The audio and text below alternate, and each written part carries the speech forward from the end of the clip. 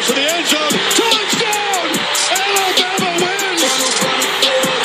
To me, Alabama and Nick Saban, this is a dynasty, what he's created in Tuscaloosa and the Alabama program that makes them the bar in college football. What's up, everybody? Welcome back to the channel. It's your boy Kangaroo Black coming back once again to talk about what Nick Saban said about the first scrimmage on yesterday by my Alabama Crimson Tide. He had good things to say. He had bad things to say, as expected. You know, Coach Saban, he's always impressed with some things and unimpressed with other things. So let's get right into it. I'm going to go over the good things first. And the first thing they asked him about was the offensive line. So he was impressed with the first team offensive line, which is a good thing. He said that the line improved from last year and looked like Coach Wolford is making a difference. And I'm glad to hear that. So that is good. That is good. Maybe we can keep Bryce Young protected this season and won't let him get sacked 40 times because that is unacceptable. Next, he talked about the receivers. He said he's impressed that this receiver that impressed him the most today out of the young receivers was Kobe Prentice. Kobe Prentice, he was a summer enrollee, so he didn't play in the spring. So I'm glad to see that he came in ready to go to work and already impressing Nick Saban. But Nick Saban did say it's a different receiver that's being impressive every day. So seems to me all those guys came here ready to put in work. Next, he talked about Teron Arnold at cornerback. This is not the first time I've heard Teron Arnold's name at cornerback. So he's being impressive also. So we might see Teron Arnold on the field more than we think we will. So we'll be on the lookout for him. Antonio Kite, which he's been at safety, but they say Coach Saban said they moved him to cornerback, which is his natural position. So he's being impressive at cornerback, maybe because he's used to playing at cornerback. So another cornerback that we might see on the field more than what we thought we would. So we got some depth at cornerback, which is great. So also, at cornerback, we got Jalen Moody. We got, not Jalen Moody, we got Kool-Aid McKinstry. We got Eli Ricks also, plus a couple of other guys. Also, he was impressed with Jalen Moody. He's been impressed with Jalen Moody all camp. He said Jalen Moody has had a good fall camp. You know, he's the middle linebacker. He'll be coming in, rotating with Henry To'oTo'o. You know, Henry To'oTo'o, he'll be our starting middle linebacker. But Jalen Moody will get a significant amount of playing time this season. So looking for big and great things out of him also. He talked about Kool-Aid McKinstry, cornerback. Say he did okay in the scrimmage today. We know Kool-Aid was a freshman last year. This year is his sophomore year. Still kind of young, still kind of learning, but I think he will be much improved from last season. He did get him an interception last season, which was great. He did break up the pass in the end zone against Auburn, you know, so they wouldn't get the 2-point conversion. So that way he already made some great plays. So, but I think he'll be much improved this season, and hopefully he won't get too many passes caught on him. I hope not. But anyway, I think Kool-Aid gonna turn out to be pretty good for us. Another thing he said he was pleased with was the running back core, which I have no doubt if this line continues to impress Nick Saban, this line will open up holes for this running back core. Ever since Jahmyr Gibbs stepped on the damn field at Alabama, everybody has been raving about him. And Coach Saban is impressed with him. He's been saying it. The teammates, they impressed with him. They've been saying it. The daggone assistant coaches, they've been saying it. Bill O'Brien. So Jahmyr Gibbs is good. We got three running backs back from last season. Roydell Williams, Jason McClellan, you know they went down with ACL injuries. Then we got Trey Sanders. He did pretty good for us yesterday. Then we got the incoming freshman, Emmanuel Henderson. So we are deep at the running back position. And I think behind Jahmyr Gibbs, Jason McClellan, Roydell Williams, and Trey Sanders, all those guys will rotate. So we gonna have we got a deep running back room. So that's good. So I'm glad that Nick Saban is pleased with those guys. He said the kicking game today was good, so that's another plus. I'll say that. He did mention the kick return game since JoJo Earl. He's injured with his broke foot. He did mention that Kool-Aid McKinstry, Jermaine Burton, Kool-Aid McKinstry, Jermaine Burton, and somebody else, they taking reps at kick returning. So we'll see how all that work out. But and Tyler Harrell. So we'll see how that work out. So those were the good things that he pointed out today. Glad to hear that he's impressed with a lot of things, but also he went unimpressed with some things also. So let me get to that. The energy level. He said the energy level at the beginning of the scrimmage was high, but then it decreased. It dropped off. So at below an acceptable level. So got to learn how to keep that energy level up, man. If you can't keep it up, you got to learn how to get it back. That's all I'm saying. You can't fall off as the game goes on. So I'm sure that should be an easy fix. I think that'll be an easy fix. 2 minute penalties on both sides of the ball. He said overall there were too many penalties, including sloppy penalties and unforced penalties. He did mention defense being offsides. Hell no, we can't have that. Offense, false starts. Can't have that. That will cost you the game. So, but anyway, hopefully we can get that cleaned up. We got 3 more weeks to work on this stuff. And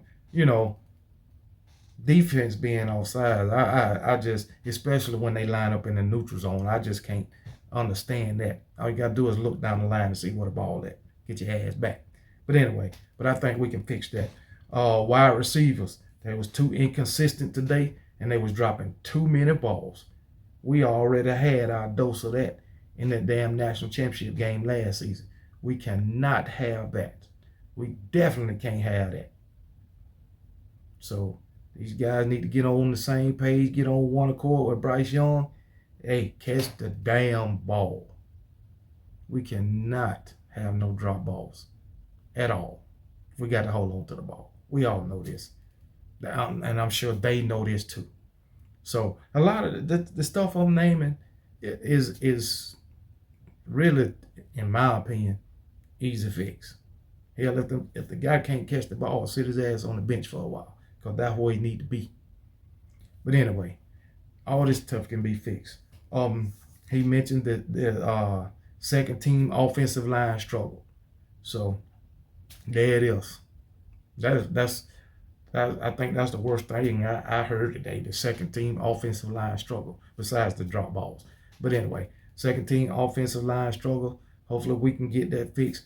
Maybe during these other scrimmages, they'll intermingle the first team and second teams to get the second team lineman up to par. All right. So I'm sure Coach Wolford, he'll get it straight, because Coach Wolford came in putting in damn work and got their first team together. So I think we're going to be all right on that offensive line. He mentioned too many mistakes by the defense in the red zone and in goal line situations. Growing pains. That's what it is. Growing pains. So we know we got a, how I want to put it, we got a veteran defense. That's how I'm going to put it. So, except at cornerback. But we got a veteran defense for the most part. we already know we can't be making no mistakes in the damn red zone. And we definitely know we got to keep the communication going. He did mention communication also. We just lacking communication on the defense at times. But hey, once again, it's the first scrimmage. You're always going to have mistakes in the first scrimmage, but you still got to communicate, all right? Especially in the red zone. We can't have that. Red zone defense got to get fixed. Whether it's the front seven, secondary, gotta fix it as a whole. All right. So there it is, man. We gotta get it done. Next, he mentioned Kyrie Jackson. Kyrie Jackson, he didn't scrimmage today. He got a slight groin injury. They don't expect him to be out really no time. He should be out. He should be back sometime this week. So we'll see. But they expect him to be back quickly. Eli Ricks, he's still learning the defense. He's still learning the formations and the schemes. So he need to study, watch some damn film. That's what he need to damn do to get himself together, get up to par, get on the same page with everybody else in that damn secondary. But that's probably why they got Trayshawn, what's his name? Trayshawn Arnold back there. So until Eli Ricks come up to speed. So I think the way they talking about Trayshawn Arnold, he can hold it down. So that's good. Now, we all know Eli Ricks is an elite cornerback.